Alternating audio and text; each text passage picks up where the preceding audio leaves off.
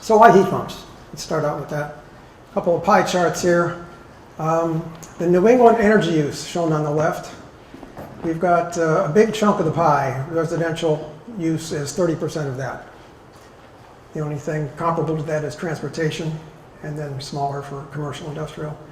So to focus on residential today, taking that slice of the pie and seeing how it slices up, you've got heating and cooling about 61% of residential, and then hot water another 17%. So those are the things that are susceptible to today's heat pump technology. So totaling, it's almost 80% of your home energy needs could be handled by heat pumps.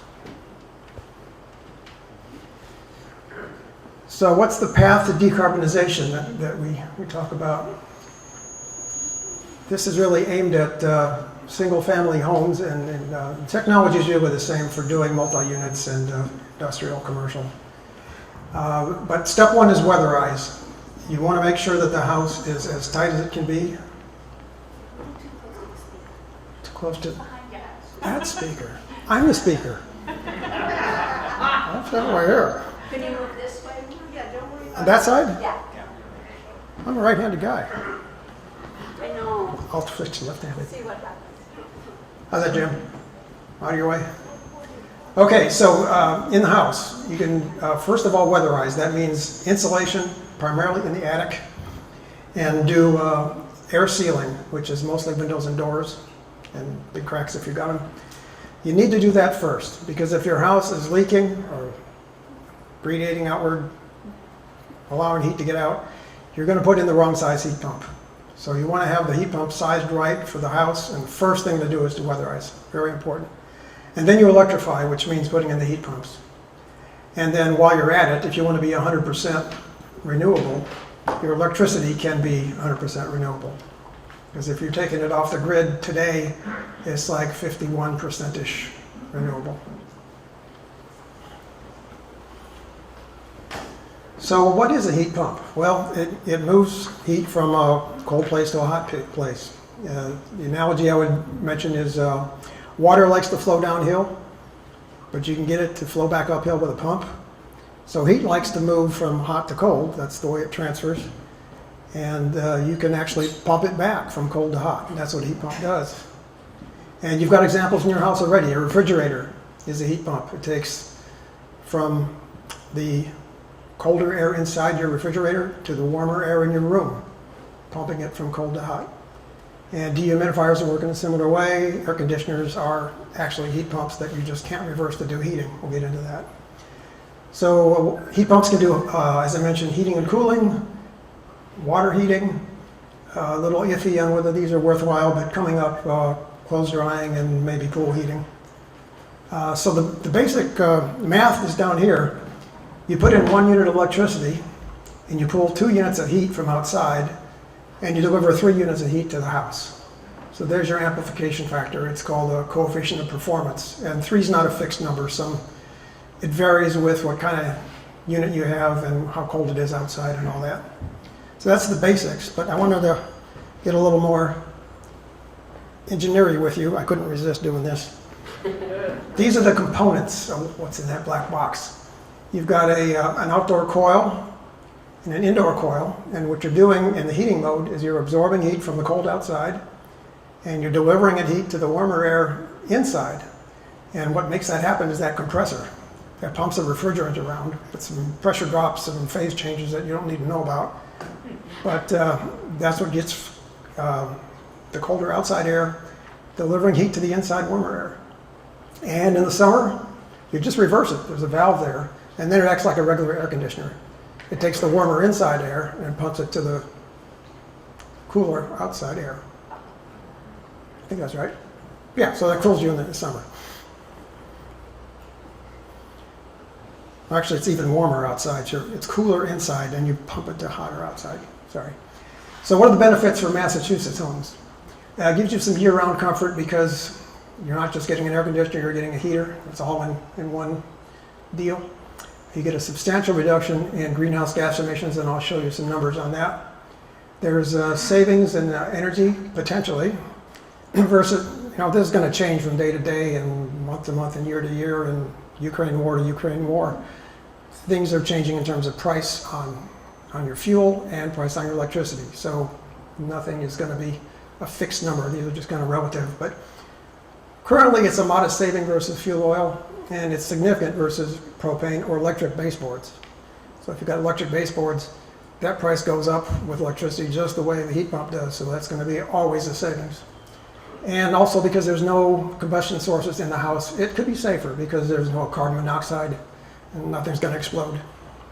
I'll skip the thing on the bottom.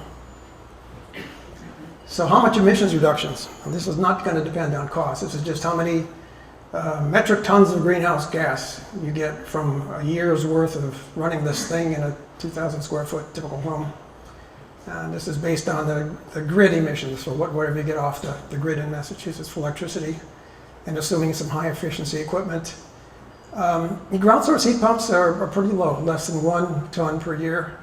Air source heat pumps a little more than 1, and that's compared to natural gas, which is more than 3, baseboard electric about the same, propane almost 4, and fuel oil more than 5. So there's a big savings just if you take electricity off the grid.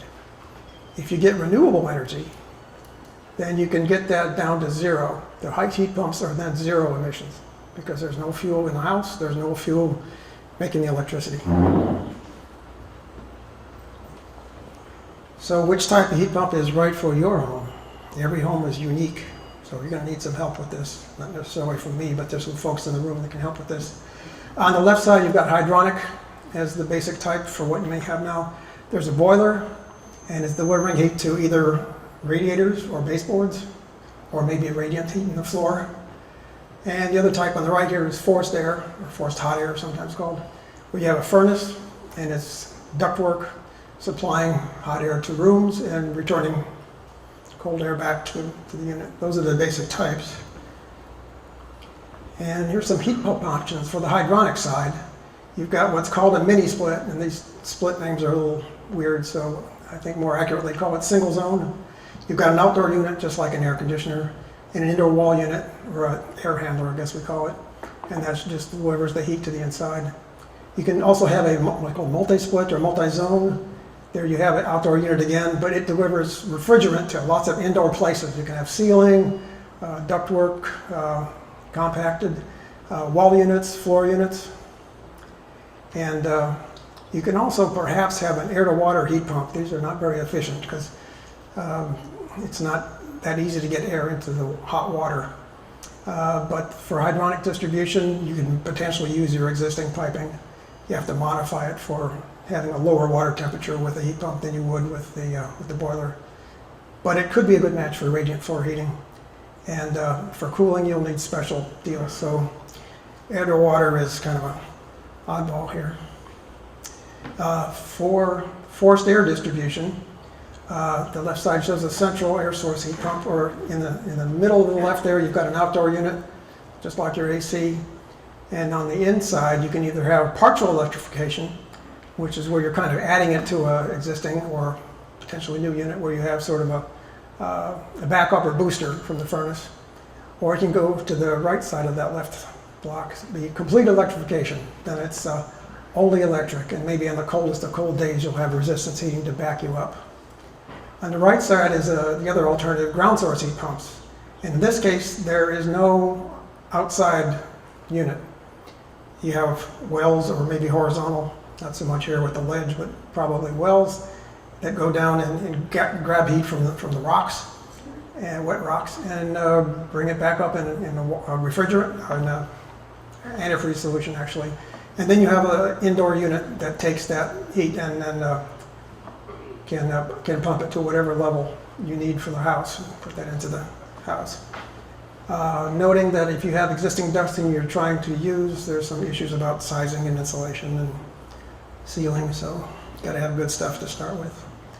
Okay, just briefly on ground source versus heat pump. Ground source, I don't know if this is still true, but there were better incentives. I mean, the government incentives are kind of changing these days. The efficiency is higher because you're taking heat from the ground, which is pretty constant temperature, versus outside where it can get pretty damn cold. So that gives you higher efficiency and lower energy costs, lower emissions if you're using grid power. And nothing outdoors that looks like a unit, so it might be better aesthetically. And everything's in a package for that heat pump. On the air source, it's going to be a little cheaper, a little more competitive market. Outdoor space, not that much, just like an air conditioner. It doesn't disturb your landscape too much. And there are some options to do that ductless. So for domestic hot water, this is a little less common these days, but sometimes called a hybrid water heater. You get about 60% savings on energy or carbon emissions. Good, pretty fast payback compared to conventional electric heaters. Compared to a gas-fired hot water, not so much savings, but better for emissions. And if you get the right plumber, they can install this. Not all of them like to do that. So how do the energy costs compare? Now, oops, where am I erased the numbers that were off the bottom because these were calculated a while back before things started going a little crazier with costs. But in a relative sense, although your particular situation is going to differ depending on what you're paying for electricity and what kind of fuel you have, ground source heat pumps and natural gas are about the same operating cost, annual cost. Air source is a little higher, fuel oil is a little higher than that, propane is significantly higher, and your baseboard electric, that's really the expensive one. Now the ones in the baseboard electric can be compared directly with the ground source and the air source heat pump because those costs are all based on electricity, so those go up and down together.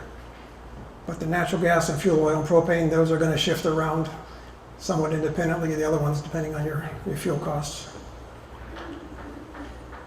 So what's your action plan? Plan ahead.